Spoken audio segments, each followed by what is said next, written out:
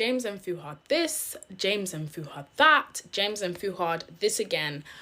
You men on social media don't seem to get it, so let me put it in perspective for you, yeah? Offend black women online, hand over your career card today. If you want to get cancelled to the fullest effect, go and offend black women online. It's like you man don't learn. I bet there are baddies in Atlanta. There are. They just ain't checking for them. Like, you lot really thought they like black girls. All right, this is the thing I'll say to black women. When it comes to guys, you people idolize. If it really matters to you that they like black women, then you should make sure of that before you give them all your adulation and your praise and put them on a pedestal. Then when they get on that pedestal, they don't really give a fuck about the people that put them on that pedestal. Suddenly.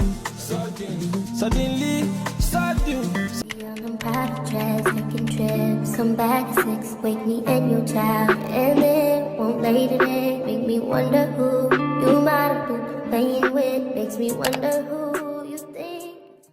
Hey guys, welcome back to my YouTube channel. It's your girl Alex, and today we've got an important topic to discuss, and it sheds light on the recent podcast episode featuring the UK comedy duo Shxtsngigs, or to be known as James and Fuhad. If you haven't seen it, it's a segment from their appearance on the Andrewschulz podcast, and it has sparked a lot of conversations, not the good kind.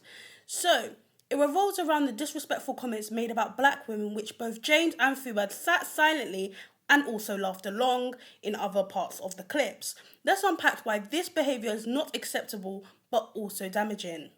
During this podcast, Andrew made several generalizations and stereotypical references towards black women, an entire demographic that deserves respect and dignity. These comments that were made perpetuate stereotypes and can normalize racial and sexist attitudes, leading to harmful perceptions in society. When James and Fuhad laughed, they remained complicit and then essentially became the enablers of this narrative. What is the black girlfriend effect? This is You don't know about glow up the other culture. Yeah, so you'll see a guy who's had a black girlfriend, all of a sudden he's got buzz cut, like clean shape up. Glows up, bro. Yeah, I like that. Glows the fuck up. They shave their hair because they start losing it. Because they're so stressed being around this black girl complaining about shit all the fucking time.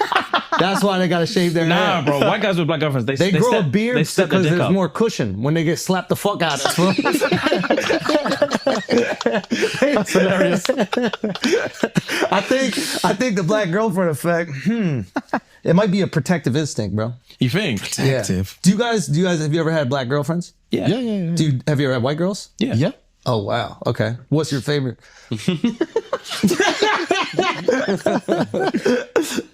We love them all. Yeah. Oh really? We love them all. Yeah. That means white.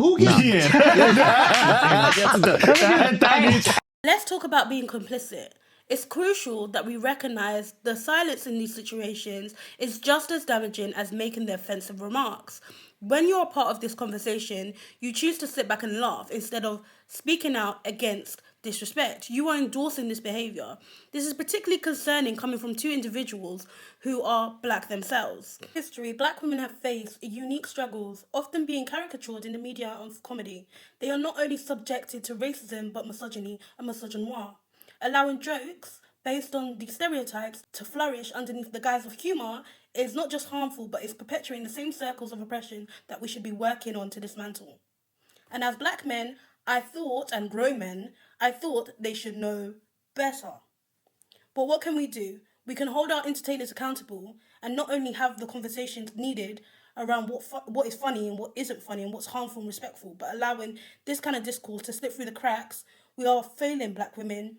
The backlash on social media has been significant. Fans and advocates are calling out for the problematic behaviour of James and Fuhad, for their lack of intervention, and people are expecting growth and change, not complacency from the people that they support.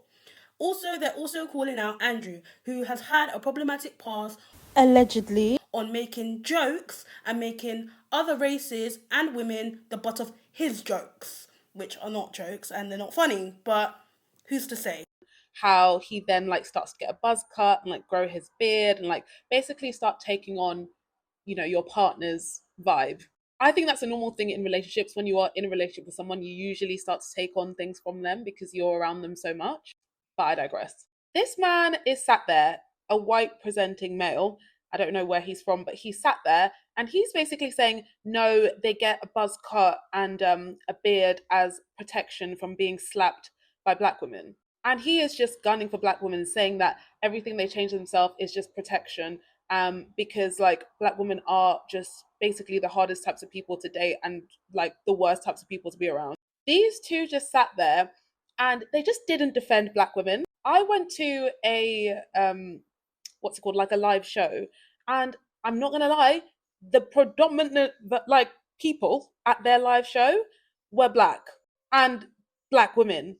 Black women are probably the majority of the types of people who actually watch their podcast. The fact that these two men who also have black parents sit there and didn't quite defend us in this world where we're just like, why are we always getting brought into stuff? Like, black women could just be sitting here doing absolutely nothing and we're still getting dragged, still getting brought into stuff, and still not being defended. Yes, I have just seen the apology video, actually. I was wrong. They apologized, and quicker than I thought they would. Whenever an apology is issued like this on the back of backlash, you're always going to be wondering whether or not it's really genuine, because are you apologizing because you are truly sorry and regret your actions, or are you just apologizing because you have to? But Let's keep this conversation alive, folks.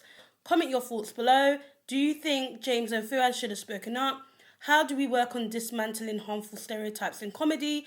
And thank you for tuning in. And remember, humour is meant to be funny and it's never meant to degrade us. Make sure you like, comment, subscribe, and I'll see you in the next one. Bye, guys.